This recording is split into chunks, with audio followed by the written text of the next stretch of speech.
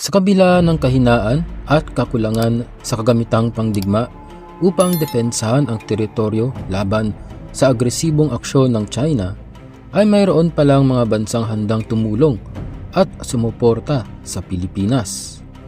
Ito ang G7. Ang G7 ay binubuo ng Amerika, Canada, France, Germany, Italy, Japan at United Kingdom.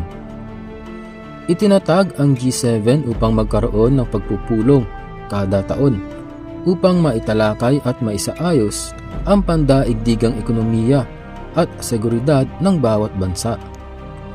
Ang G7 ay dating G8 na kung saan ay dating miyembro ang Russia. Ngunit dahil sa ginawa nitong pagdeklara ng giyera at pananakop sa Ukraine, ay sinuspende ng ilang miyembro ang pagiging kasapi nito. Kamakailan lang ay nagkaroon ng pagpupulong ang G7 sa Italy, na kung saan isa sa tinalakay dito ay ang tensyon sa West Philippine Sea.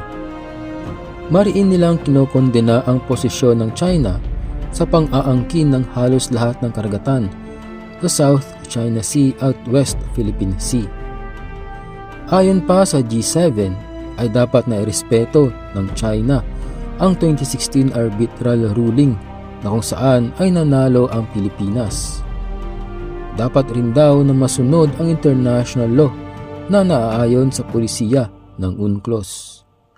Sa kabila ng kapangyarihan na hawak ng G7, ay tila ba ayaw pa rin magpatinag ng China.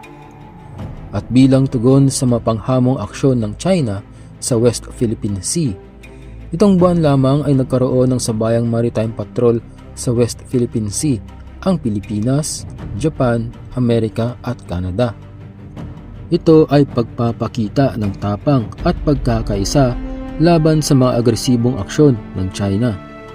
At di lamang ito ang naging tugon ng G7 laban sa China. Kamakailan lang ay nagpataw ng malaking taripa ang Amerika sa mga produkto na galing ng China. Ito ay upang magkaroon ng negatibong epekto sa ekonomiya nito. Hinikayat din ng Italy ang ilang miyembro ng G7 na sundin ang pagpataw ng malaking taripa sa mga produkto ng China.